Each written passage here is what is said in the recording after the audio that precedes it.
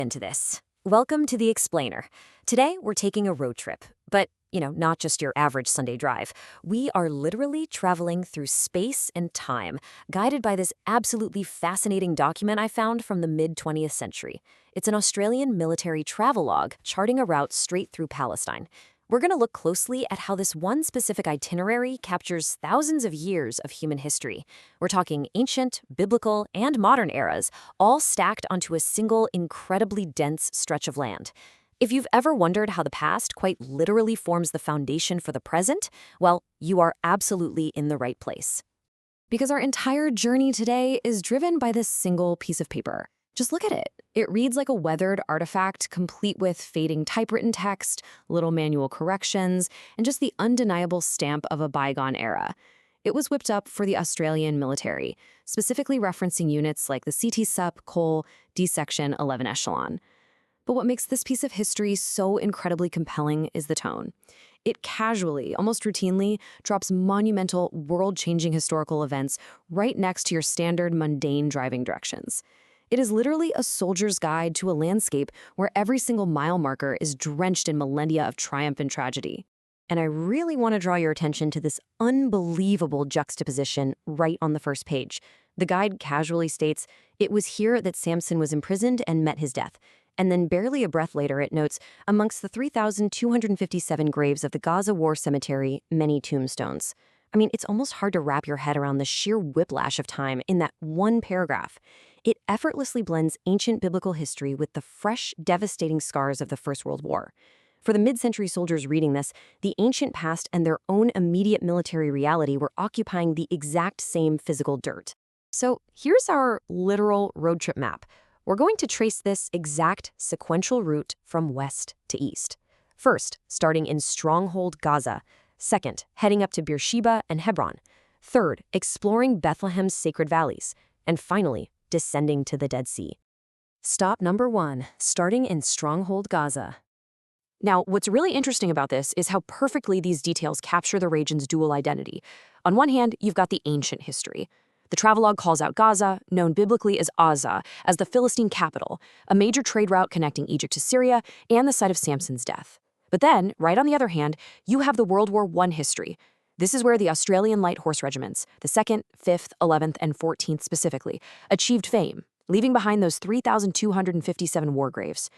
And to really drive home this idea of history being built quite literally on top of itself, the document notes that Gaza's Great Mosque is erected directly on the foundation of an old Crusader church. Every era leaves a footprint for the next one to step right on. So our troops fire up their engines and depart Gaza, heading eastwards. The itinerary lays out a 27-mile trek through a seemingly arid region, but actually it serves as vital Bedouin grazing land, supporting thousands of camels and sheep. Yet even out in this pastoral setting, the scars of modern conflict are right there.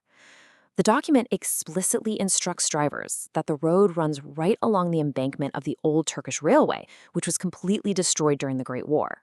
So picture this. You're looking at sheep grazing right next to blown-up modern war infrastructure on your way to Beersheba. Which brings us to part 2, up to Beersheba and Hebron. It's just amazing to see how the historical richness actually thickens on the page as the physical elevation rises. As our route climbs into the Judean hills and moves through these towns, the primary source document shifts from describing open grazing lands to cataloging areas of immense, tightly packed religious and military significance. Just look at the staggering concentration of history detailed on this one stretch. In Beersheba, the document highlights it as the very first Palestinian town captured from the Turks on October 31, 1917, now marked by a memorial to Viscount Allenby. Then, moving on to Hebron, the text neutrally lays out this breathtaking timeline of significance for multiple faiths and peoples. It notes Hebron as the place where David reigned for 7 years, before capturing Jerusalem. It points out the Machpelah cave, holding the tombs of Abraham, Isaac, Jacob, and their wives, even noting that Hebrew tradition places Adam and Eve there as well. But right alongside this ancient religious history, the travelogue documents Hebron as a crucial center of the Arab nationalist movement and solemnly records the 1929 destruction of Hebron's long-standing Jewish community. It is an incredibly dense, complex intersection of ancient faith and turbulent 20th century political realities. Then, just a few miles after leaving Hebron, our travelogue casually drops this massive number, 65,000. That is the size of the Greek army that was utterly routed by Judas Maccabeus at the ruins of Beit Sor. Just imagine that. The soldiers driving this route in the 1940s are just glancing out their truck windows at a hillside where an ancient army of 65,000 men clashed and was defeated way back in the year 165 BC. And this brilliantly illustrates what absolutely blew my mind about this document. Think about it. 165 BC for Judas Maccabeus. Fast forward to 1540 AD, passing a Turkish fortress built beside the legendary Solomon's Pools. Jump to 1917 AD and the Battle of Beersheba. Then 1929 AD in Hebron. One single stretch of road, experienced in a simple afternoon's drive, has seen thousands of years of continuous, pivotal human conflict, construction, and total change. Moving right along to Section 3, Bethlehem's Sacred Valleys. Here, the document directs the soldiers to the Church of the Nativity, originally erected way back in 330 AD by Emperor Constantine. It mentions a large silver star marking the exact spot of the birth. But what's truly captivating here is this tiny architectural detail the writer notes. The main door of the church was actually walled up, leaving only a very low opening. Why? For fear of assault. Even at one of the most sacred sites in the entire world, military necessity and defense literally shaped the stone. Visitors have to physically bow to enter, a spiritual gesture forced by a harsh defensive reality. The itinerary also points out nearby valleys, like the Field of Boaz from the Book of Ruth, rendering these famous biblical stories as tangible geography just outside the vehicle's window. Now, looking at this final page of the itinerary, you can almost feel the journey shifting gears. The text guides us through the outskirts of Jerusalem and prepares us for what is honestly one of the most incredible geographic shifts on the planet. We are about to make a massive, steep drop right out of the Judean hills. Which leads us to our final leg, Section 4, Descending to the Dead Sea. Notice the ancient sites they're passing on the left. You've got the Garden of Gethsemane, the Mount of Olives, the Mons Quarantana where Christ fasted, and a lone wayside shop identified as the actual Inn of the Good Samaritan. Now, compare that to the modern landmarks right next to them on the right.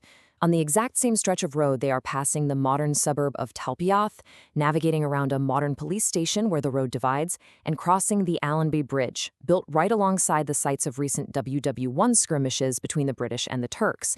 Ancient parables and modern police stations literally sharing the exact same street addresses. And as they drive, the geography radically, dramatically changes. They hit an elevation of 1,280 feet below sea level. I mean, this is a stunning topographical drop. They started at coastal sea level, climbed high up into the Judean mountains, and have now plunged all the way down to the absolute lowest point on the surface of the earth. So the crucial point is how this journey ends. They arrive at the Dead Sea, 47 miles long and 9 miles wide. The guide notes its famous characteristics, right? The chemical substances utterly expel all marine life, and the extreme buoyancy makes it impossible for a swimmer to sink. But true to form for this entire trip, right next to this ancient natural wonder, the itinerary points out a modern potash factory sitting right on its banks.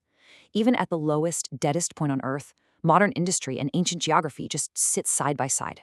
What I absolutely love about this travelogue is that it proves history isn't just, something trapped in dusty textbooks. It's something that happens right on the ground. Landscapes absorb the history of every single person, every army, and every culture that travels across them. This simple military document wasn't trying to be profound. It was literally just trying to get truck drivers from point A to point B. But in doing so, it recorded an astonishing truth about how deeply history is layered upon local geography. Which brings us to the end of our explainer, and leaves us with a pretty fascinating thought to consider. If a mid-century soldier's travelogue can casually reveal millennia of history layered on a single route through Palestine, what forgotten histories are hidden beneath the roads you travel every single day? Take a look around next time you drive to the grocery store. The past is always underfoot. Keep learning, and I'll catch you on the next one.